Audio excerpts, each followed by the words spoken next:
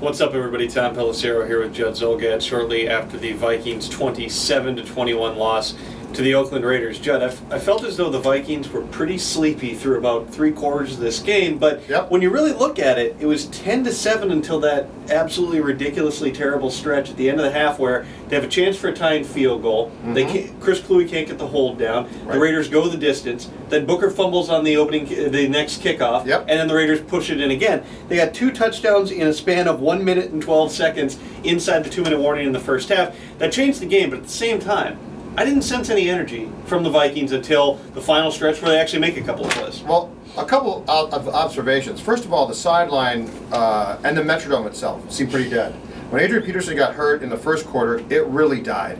This place had no energy. It felt like watching a Twins game here in like September of '97.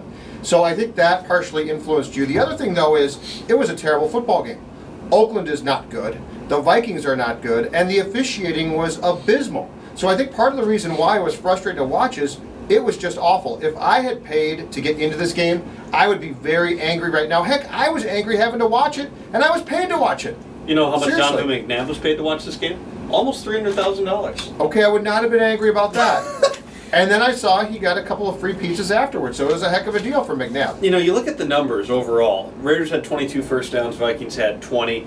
301 yards for the Raiders, 311 for the Vikings. They're almost identical on third downs. There were a lot of things. It's not as though the Raiders dominated this game, but the Vikings made so many mistakes. As much as the Raiders racked up, what was their penalty total? 12 for 117. Yeah, but by the way, too, there were some terrible calls. There were some terrible calls. There were some awful calls. The Vikings, 9 penalties for 50 yards. They commit 4 turnovers in the game, I believe. The 3 interceptions by Ponder, all bad decisions by Ponder. And that's not to kill Ponder on this. The bottom line is the Raiders play a ton of man coverage. The Vikings have no one who can beat man coverage. I don't entirely blame Ponder for trying to stick it in. He just made some bad choices. The corner route that Giordano picked off, that's just a ball you can't throw. The scramble drill play, the one where he's trying to hit a slant in tight quarters, I understand those. The one that Giordano picked off was bad. But Tom, the thing with Ponder is, what doesn't bother me is we knew this would happen. When he was installed as the starting quarterback, we knew full well that he would have games like this. What's disheartening is you realize the personnel around him isn't very good. There are some pieces to this puzzle, but let's be honest. I mean, let's cut through all the crap about how good this team was supposed to be 2 years ago and whatever. This is just not a very good team. The personnel is not very good. So Ponder's mistakes really don't bother me that much, but what bothers me is you realize some of these guys he's trying to throw to, some of the things he's trying to do, they're trying to accomplish, they are going to have to turn over a bunch of this roster next year and to try and improve things. That's, if I'm a Vikings fan, that's what's disheartening. It's not Ponder's struggles. In fact, if Ponder's going to struggle, let him struggle now. The issue the Vikings have is how are they going to improve this roster for next season so Adrian Peterson, Percy Harvin, Jared Allen, etc. have some competent pieces around them, because right now, and Schenkel, and they don't have competent pieces all over the field. There are some real issues. How telling is this?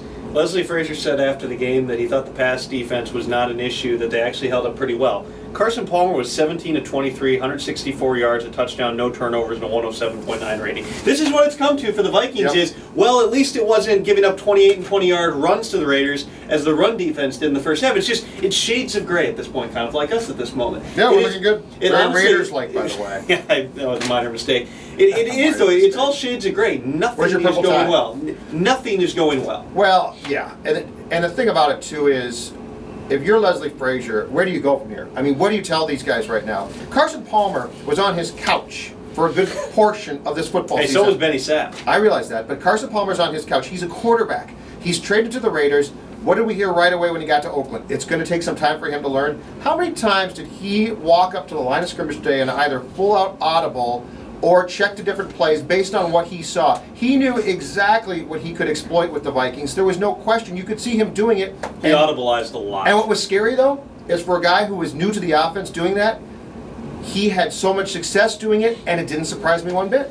No, and I mean, when you're constantly using this, the 3rd straight week, the Vikings tried to pin Asher Allen on what they perceived to be the best threat on the other team's offense, and they had him shadowing Denarius Moore. Denarius Moore ended up with 1 catch for 14 yards. You can say that in that regard, the gambit actually worked out, but again, a high completion percentage for Carson Palmer. They ran the ball at will. They repeatedly moved the line of scrimmage. There were a bunch of guys, too, again, where you can point to so many guys in this team, and some of it isn't the upfront struggles. Christian Ponder, did not have his best day today. But you can talk about Steve Hutchinson had a bad day. Charlie Johnson had a bad day. Special teams. Eric Frampton had a bad day. The last 2 games, special teams has been absolutely terrible. Abysmal. Terrible. The special teams has been inexcusably bad. And you bring up a good point about the run game. Michael Bush runs for 109 yards, I believe. On 30 carries. On 30 carries. 2 years ago, a year and a half ago, we would have been talking about this like it was the biggest deal. We would have been looking up the last guy to rush for 100 yards against the Vikings at the Metrodome.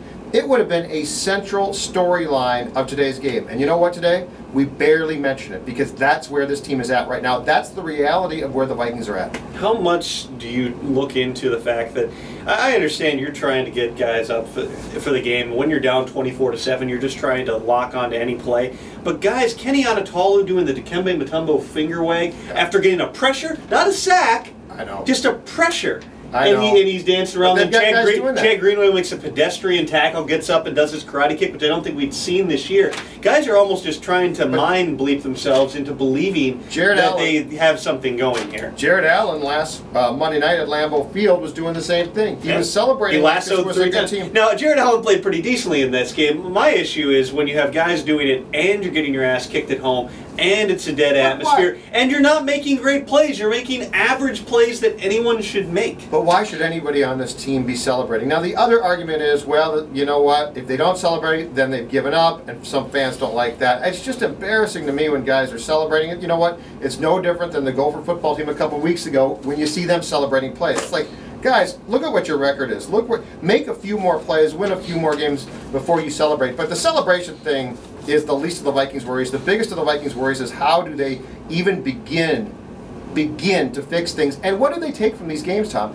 On an individual game-by-game basis, what do you now try and take away from these games? That Ponder's learning, that Rudolph is a bigger part of the offense? That's the big thing that the Vikings are going to have to grasp for is what can they take from every game? Because there's not going to be a lot of victories, and there's going to be a lot of ugly football for the rest of this season. They honestly might lose all the games. And I mean that not just based on how they're playing, but they're playing teams like Detroit. They're playing a Denver team that's been playing better. What are they looking for?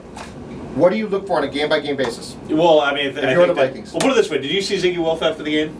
No. I didn't see him either. I was really curious to see what he'd look like because... He looked happy before the game. Well, he always looks happy very before happy. the games he's about to watch a game. Tie on, he looked very relaxed. Much like me. Point being, but no beard. If you're Leslie Frazier, I think that you're looking for competence from your team. And the Vikings and the number of fundamental errors they're making, again, I don't pin that entirely on coaching. I think a lot of it has to do with the lack of focus. I think in some cases it's a lack of preparation. Not that guys aren't going into the meeting rooms, but do you really have guys when you're 2-8 going in and watching extra film? Do you really have guys detailing their work? The penalties, the fundamental miscues, all of those add up to me to say that certain guys already have 1 foot out the door here with 6 weeks to go. They definitely do. And now they got to go 2 weeks ago. And the game I didn't even mention, next week they got to go to Atlanta. But that's my point is, so if you're the front office, if you're the organization, if you're Les Frazier, you got to look for something to take from these games. Because you can't watch them like a fan does. Because I still had fans tweeting me during the game that I was being negative and the Vikings could come back and win this game. You know what? It doesn't matter. They could have won this game. It would have been a joke. Oakland is terrible. This was a terrible football game. There has to be something that you can identify on a game-by-game basis. And like I said, one thing for me today was Ponder. Ponder played a bad game. He knows he played a bad game, but you know what? At least he kept playing. Because it would have been easy for a rookie to get shaken up and said, you know what, I'm terrible today. I don't want to do this. And again, he didn't do that. So at least maybe that's good. Again, I don't put all of the interceptions and the plays where, I mean, he's scrambling out of there a lot of the time. The protection wasn't good. Sometimes those are undercounted rushers that he needs to get the football out on. But there are other times where guys aren't open. And how many times did you look and you watch the rush and then you look downfield in man coverage? The Raiders were running 0 blitzes, meaning they're leaving no safeties over the top. You have man-to-man coverage down the field and nobody's getting separation. That's a huge issue. Adrian Peterson, my guess, he doesn't play for at least a couple weeks now.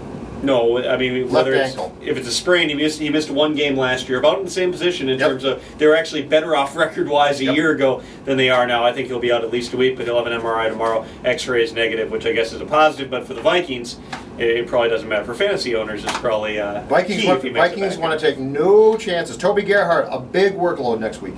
He's Judd. I'm Tom. Joe will be at Winter Park tomorrow. I'll be breaking down the film. Full coverage at 1500 ESPN.com. See ya.